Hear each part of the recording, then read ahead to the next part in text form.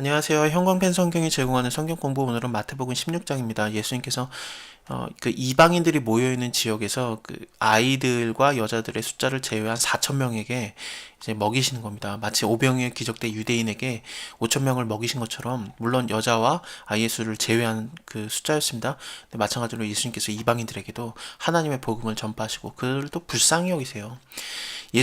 하나님은 지역신이 아닙니다. 유대와 뭐 이스라엘의 그런 지역신이 아니라 온 세상을 창조하셨기 때문에 모든 세상의 신이에요. 그래서 모든 자들을 불쌍히 여기시고 우리에게도 다 복음이 임하게 되는 게 일단 은혜인 겁니다.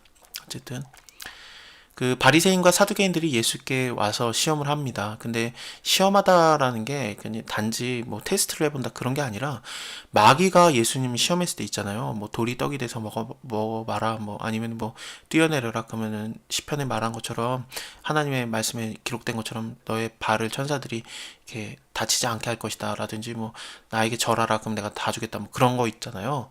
그 시험하다랑 같은 단어예요. 그래서 바리새인과 사두개인들이 원래 사이가 서로 안 좋았는데 근데 이들이 갑자기 예수님을 시험하는 거에 대해서는 연합을 해서 지금 하고 있습니다. 하늘로서 오는 표적을 보이시기를 청했어요. 예수님께서 지금까지 많은 표적을 행했지만 근데 그들이 아직도 믿지 않고 있는 거고 일단 땅에서 일어나는 기적들에 대해서는 그럴 수 있다라고 생각을 한 것 같습니다. 그리고 하늘에서 내려오는 표적 예를 들면 엘리야가 하늘에서 불이 떨어지게 하는 거 그런 것들을 원했던 것 같습니다. 근데 아무리 하늘에서 표적이 임하더라도 이들은 안 믿을 거예요. 왜냐하면 예수를 시험하는 것이 이게 마귀가 예수를 시험하는 것과 같은 단어를 사용하고 있기 때문에 생각 자체가 일단 삐뚤어진 거죠. 예수께서 대답하여 가라사대 때 너희가 저녁에 하늘이 붉으면 날이 좋겠다고 아침에 하늘이 붉고 흐리면 오늘은 날이 굳겠다 하나니 너희가 천기는 분별할 줄 알면서 시대의 표적을 분별하지 못하느냐 악하고 음란한 세대가 표적을 구하나 요나의 표적밖에는 보여줄 것이 없다 하고 저희를 떠나가셨습니다. 이 떠나가는 게 굉장히 좀 급하게 가신 것 같아요. 왜냐하면 이들이 좀 기세등등하게 예수님께 와서 막 시험하는 그런 상황이었던 것 같습니다. 제자들이 건너편으로 갔는데 근데 떡 가지고 가는 것도 잊을 만큼 급하게 갔던 것 같습니다. 예수께서 이르시되 성가 바리새인과 사두개인의 누룩을 주의하라 그러는데 제자들이 이 말을 깨닫지 못하고 우리가 떡 안 가져왔다 그러고 있는 거죠.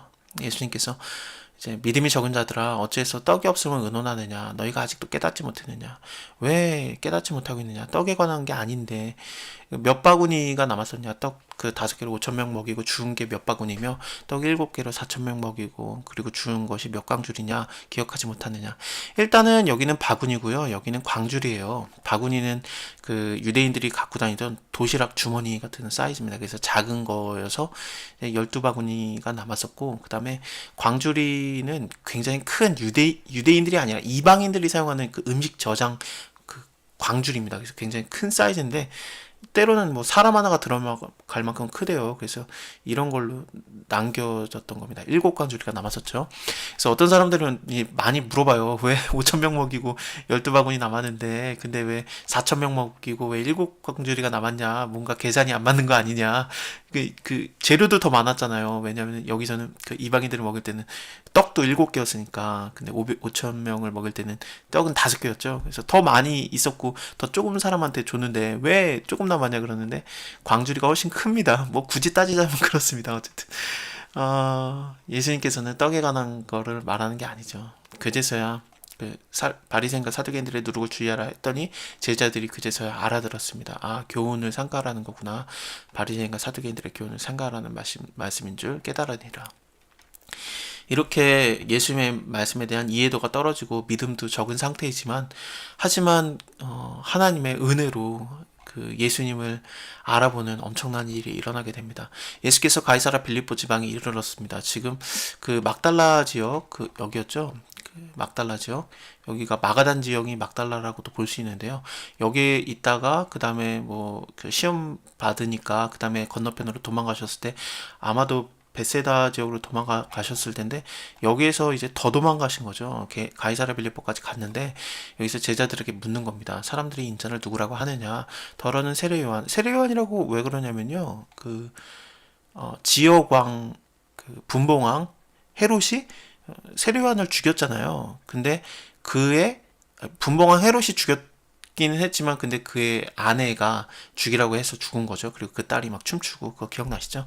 그래서 그 목을 잘라서 죽였는데 그러고 나서 예수님이 엄청난 일을 행하니까 세례요한이 살아났다라고 하면서 두려워했었습니다. 그래서 어떤 사람은 세례요한이라고도 하고 어떤 사람은 엘리야, 어떤 사람은 예레미야나 선지자 중에 하나를 하더이다.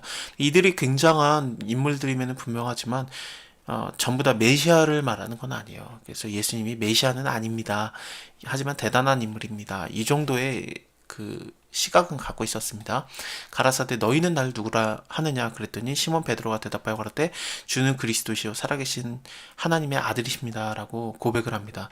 굉장히 유명한 고백이죠. 그랬더니 예수님께서는 바요나 시몬아 너가 복이 있다. 이를 알게 한 이는 네 혈육이 아니고 하늘에 계신 내 아버지라라고 얘기를 해주세요.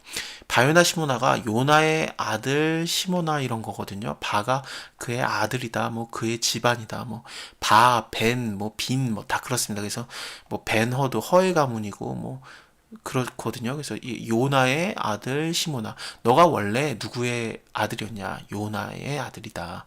어떨 때는 뭐 요한이라고도 하고 뭐 그렇습니다. 그래서 이 자가 이렇게 알게 할 수 없다라는 것을 이제 베드로에게 깨닫게 하는 거죠. 일부러 원래 예수님을 만나기 전에 그 본명을 말하시면서 이렇게 말하는 게 너가 이게 알게 된 거 네 혈육이 아니다. 네 아버지가 누구였냐? 요나 아니냐? 네가 알 수 없다. 근데 하늘에 계신 아버지께서 알게 하신 것이다. 네가 복이 있다. 또 내가 너에게 이르노니 너는 베드로라. 내가 이 반석 위에 내 교회를 세우리니 음부의 권세가 이기지 못하리라. 음부의 권세는 헬라어로 보면은 음부의 대문이거든요. 음부의 대문이 이기지 못한다 그러는데, 이 반석을, 베드로라는 것도 반석이라는 뜻인데 이 반석과 이 반석은 같게 보는 거는 어렵습니다. 왜냐하면은 베드로는 당연히 지금 남자잖아요. 근데 반석은 헬라어로 여성형이에요. 그래서 여성형과 남성형을 같이 두는 거는 굉장히 좀 무리가 있습니다. 그러면은 이 반석이라는 것을 어떻게 봐야 되는가? 이 반석은 여기 밑에 말하는 거일 가능성이 많아요. 어쨌든 그 예수님께서는 이렇게 말하시고 그 다음에 내가 천국의 열쇠를 너에게 주리니 네가 땅에서 무엇이든지 매면은 하늘에서도 매일 것이고 네가 땅에서 무엇이든지 풀면 하늘에서 풀리라 하면서 이사야서 22장 22절에 나왔던 말씀을 비슷하게 얘기를 하시는 거거든요.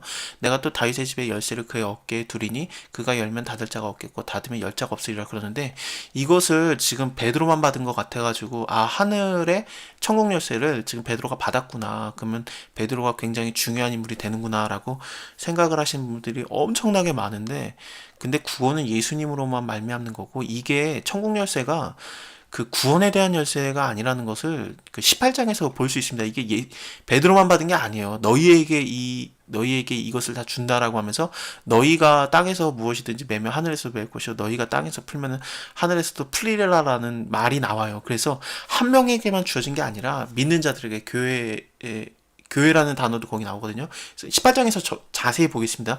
어쨌든 베드로에게만 주어진 것은 아닙니다. 뭐 굳이 따지자면은 이 믿음 위에 교회가 세워진다 이렇게 하는 것이 그냥 가장 무난한 해석이기도 합니다. 어쨌든 이에 제자들에게 경계하여 자기가 그리스도인 것을 아무에게도 이르지 말라 하시니라. 그래서 예수님이 지금 그 메시아 그리스도인 것이 지금 밝혀졌잖아요. 제자들이 알게 되었죠. 지금까지 예수님께서 모든 말씀이라든지 하신 기적들이 다 그거에 관련된 것이었지만 제자들이 깨닫지 못하다가 드디어 이 고백을 한 거예요. 근데 당신이 바로 하나님의 아들입니다. 그것이 그리스도다, 메시아다, 그걸 알게 된 거거든요. 근데 이걸 말하지 말게 하십니다. 아직까지 죽으면 안 되거든요. 이때 예수 그리스도께서 자기가 예루살렘에 올라가 장로들과 대제사장들과 서기관들에게 많은 고난을 받고 죽임을 당하고 제3일에 살아날 것을 제자들에게 비로소 가르치셨습니다. 왜냐하면 그건 메시아로서, 메시아라는 것이 드러나셨고 그 다음에 자기가 이렇게 죽어야 된다. 성경에 많은 인자에 대한 고난이 나왔었잖아요. 그래서 내가 이렇게 죽어야 된다는 걸 밝히니까 베드로는 이미 이게 똑똑해서 이걸 말한 게 아니라니까요. 야, 하나님의 아들입니다라고 진짜 하늘에 계신 아버지가 알게 한 거예요. 여기 앞에서도 제자들이 누룩이 뭔지 깨닫지 못하고 뭐 떡을 안 가져왔다 그 소리 하고 있었는데, 여기서도 베드로가 예수를 붙들고 가나요 가로되 주여 그런 일이 일어나면 안 됩니다. 결코 그렇게 되면 안 됩니다. 그랬더니 예수님께서 돌이키심에 베드로에게 이르시되 사탄아 내 뒤로 물러가라. 너는 나를 넘어지게 하는 자로다. 네가 하나님의 일을 생각지 아니하고 도리어 사람의 일을 생각하는도다 하면서 오히려 꾸짖으십니다. 예수께서 제자들에게 이르시되 아무든지 나를 따라오려거든 자기를 부인하고 자기 십자가를 지고 나를 쫓을 것이다. 오늘은 여기까지 하고요. 다음에 25절부터 이어서 보겠습니다. 감사합니다. 다음에 뵐게요.